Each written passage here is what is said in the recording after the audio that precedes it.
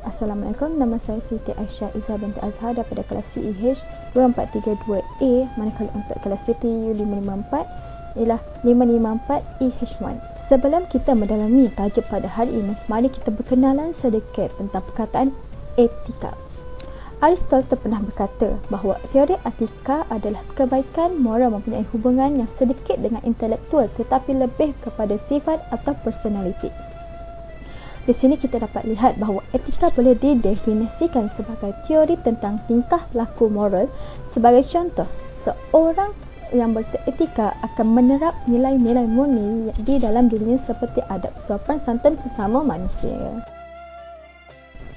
Seterusnya, saya akan menerangkan sedikit sebanyak tentang latar belakang Melaka. Terdapat 8 tokoh pemerintah Melaka yang perlu kita ketahui.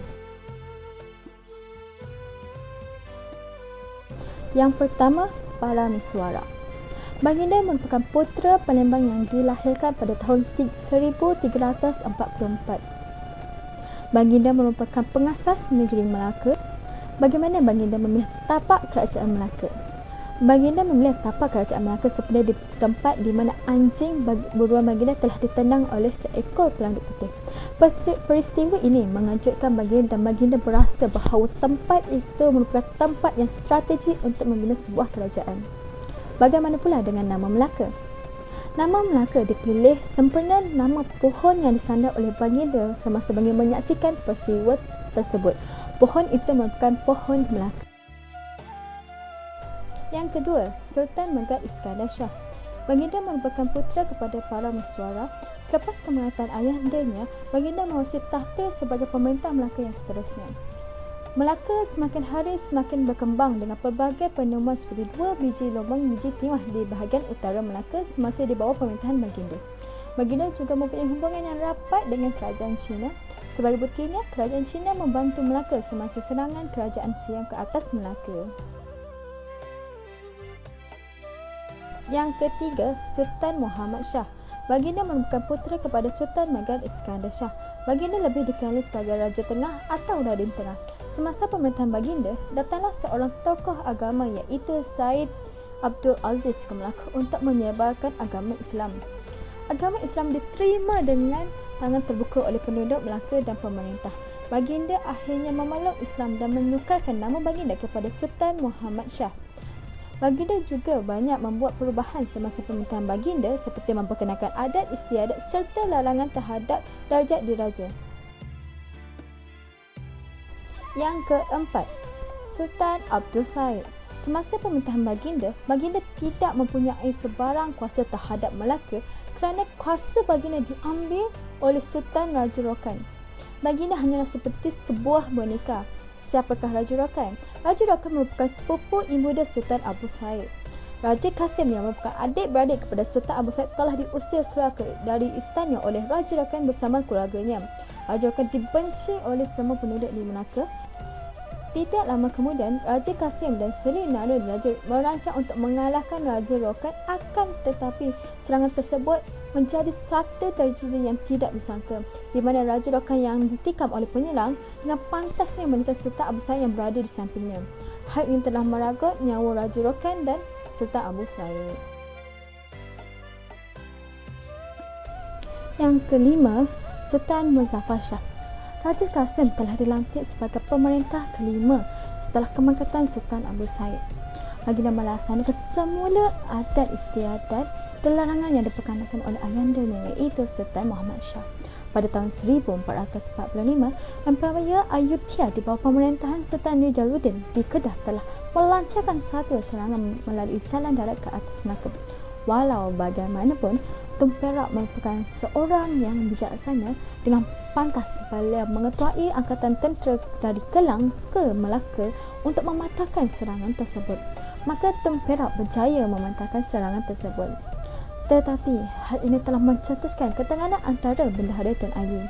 Untuk meredakan ketegangan ini, Baginda telah membuat keputusan untuk menceraikan isterinya iaitu Tun Kudu untuk dikahwini dengan Tun Ali.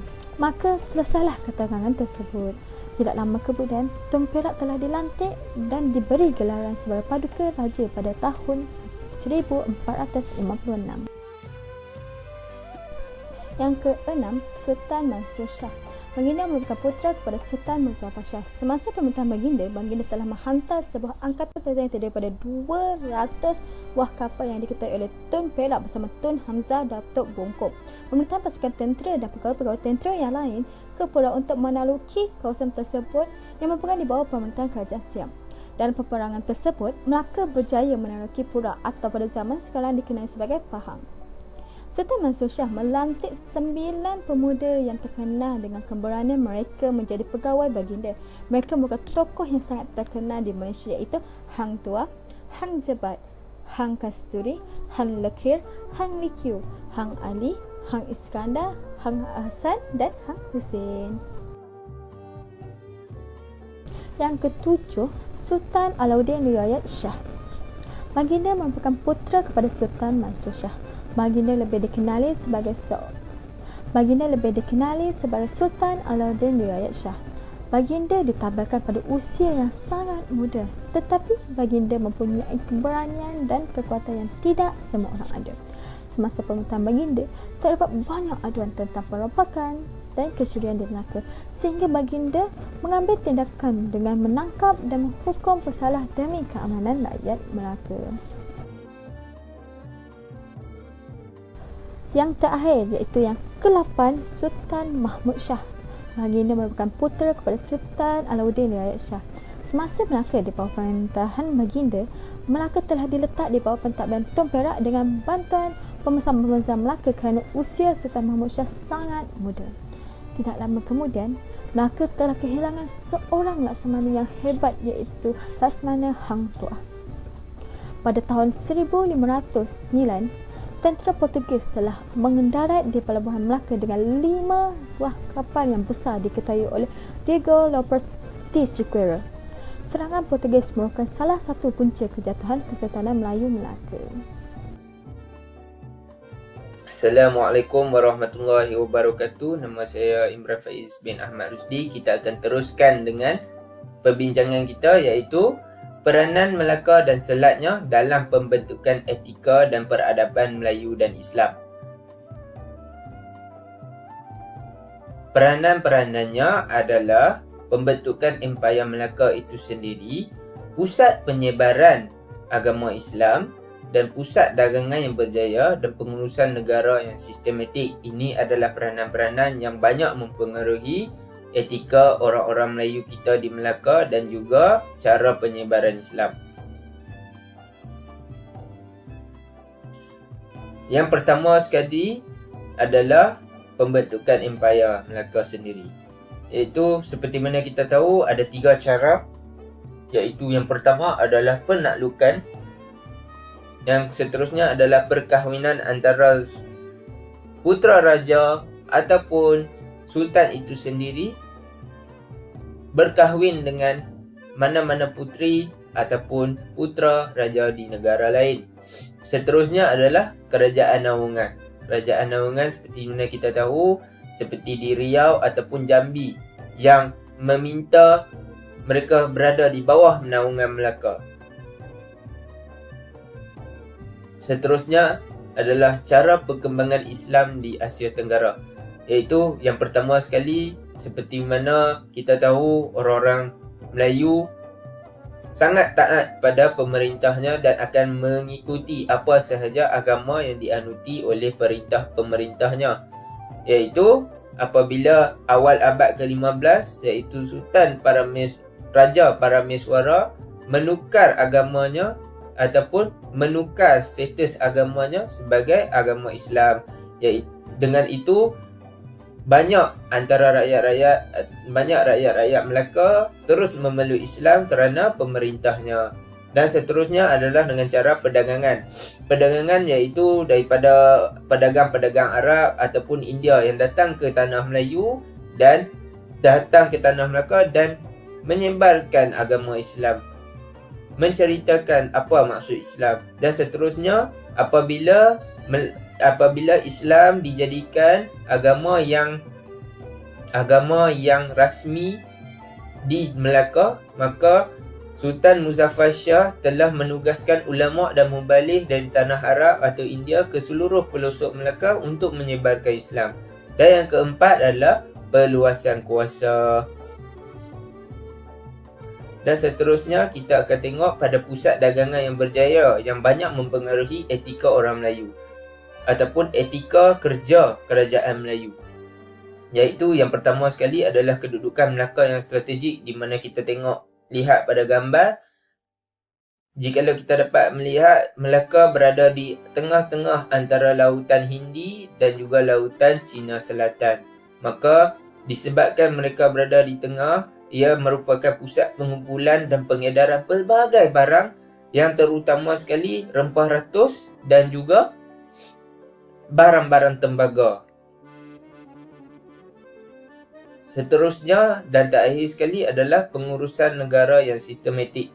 Kegiatan perdagangan ia adalah terpengaruh oleh kegiatan perdagangan dan pengurusan wang cukai yang lancar yang selalunya akan dikawal selia oleh Syah Bandar.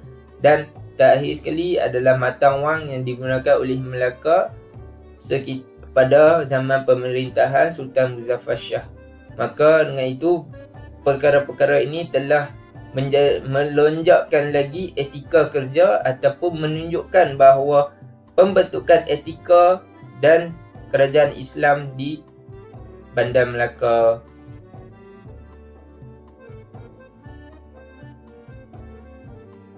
Hai, Assalamualaikum. Saya Nur Zawani binti Ismail dari kumpulan 7 dan saya juga dari kelas CEEH 2432A.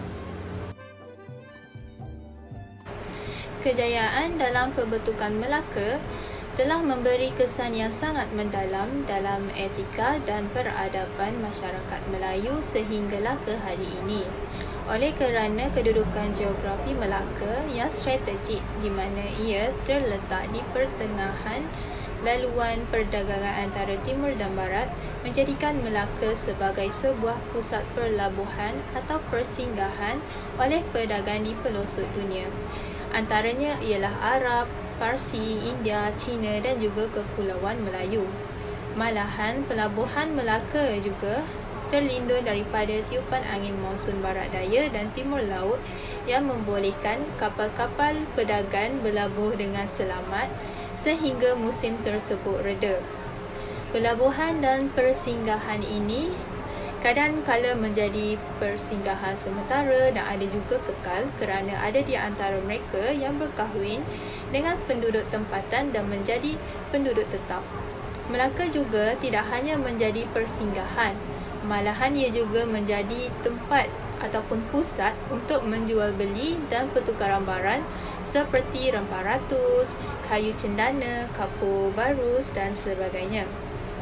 Oleh hal sedemikian, di sinilah bermulanya perubahan budaya, adab dan juga etika di dalam komuniti masyarakat Melayu.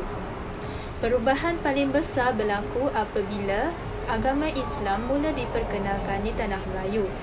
Dan terdapat beberapa teori yang mengatakan bahawa Islam ini mula disebar dan dibawa dari Arab dan ada juga dari Cina serta India.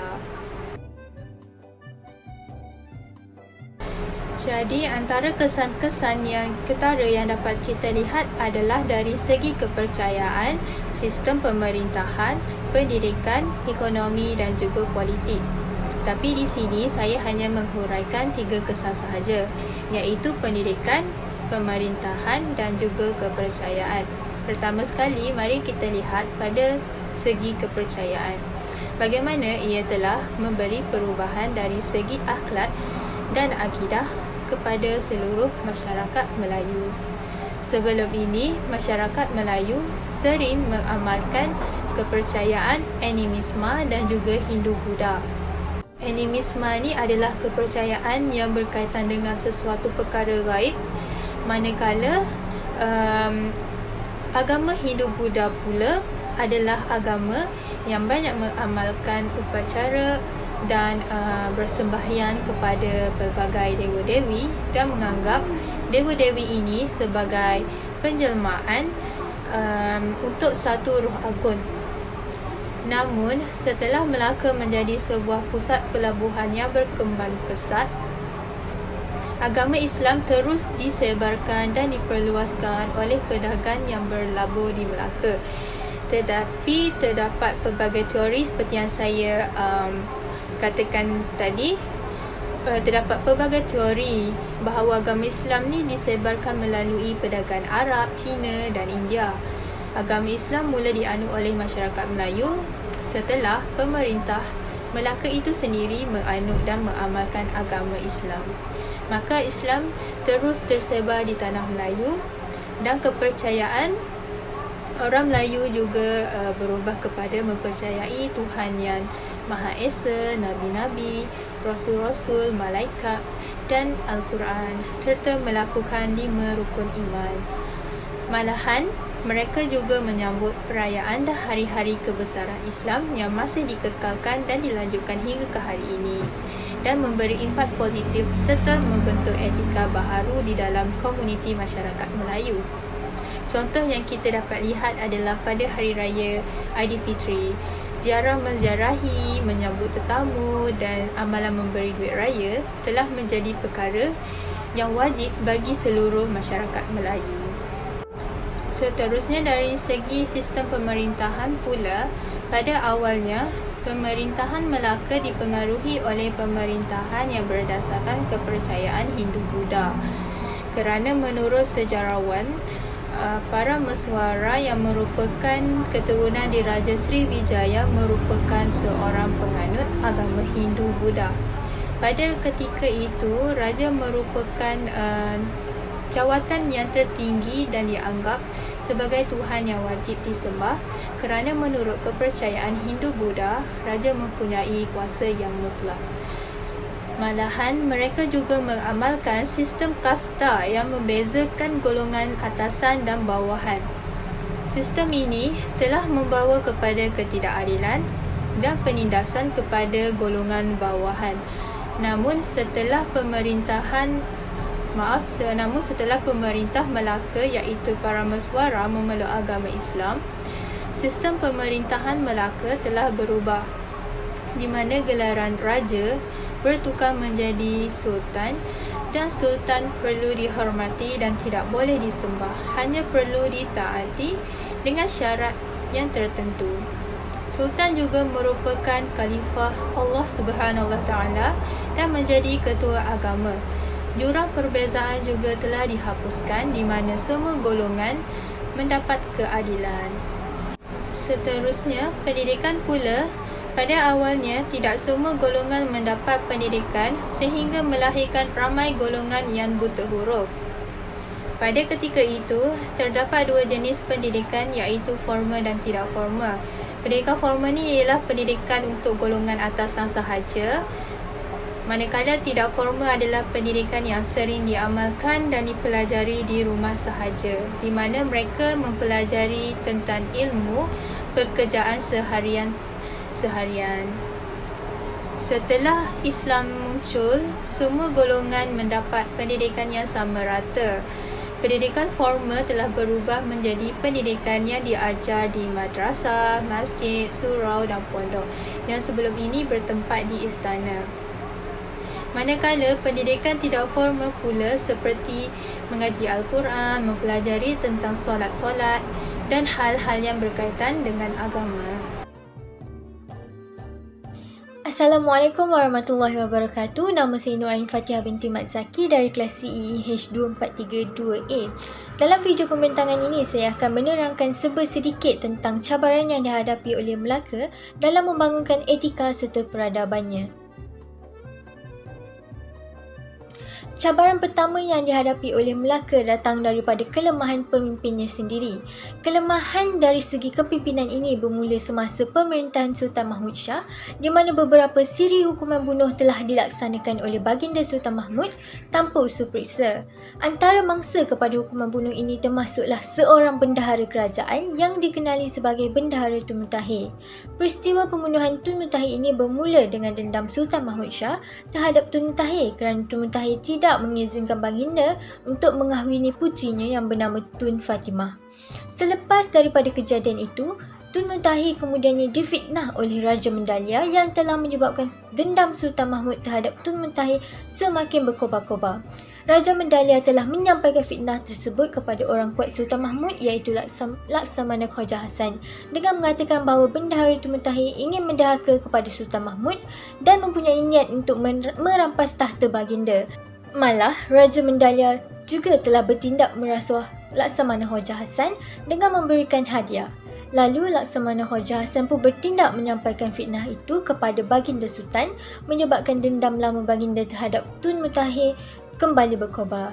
Daripada perbuatan fitnah serta rasuah tersebut, Bendahara Tun Muntahi serta seluruh anggota keluarganya telah dihukum bunuh tanpa usul periksa. Cabaran kedua yang dihadapi oleh Kerajaan Melaka dalam membangunkan etika dan peradaban ialah disebabkan oleh penjajahan kuasa barat ke atas Melaka. Pada tahun 1511, Portugis telah datang ke Melaka buat kali kedua untuk menjajah, di mana cubaan pertama mereka untuk menjajah Melaka pada ketika itu telah gagal. Tujuan utama Portugis ingin menakluk Melaka telah diringkaskan menjadi sebuah slogan iaitu 3G yang membawa maksud Gold, Gospel and Glory. Gold yang dimaksudkan di sini adalah kekayaan sumber semula jadi dan rempah ratus di Melaka telah membuatkan Portugis berminat untuk mengeksploitasi ekonomi kerajaan Melaka. Gospel pula bermaksud mereka ingin menyebarkan agama Kristian di Tanah Melayu, yang mana ketika itu Tanah Melayu merupakan pusat utama penyebaran dakwah Islamiah.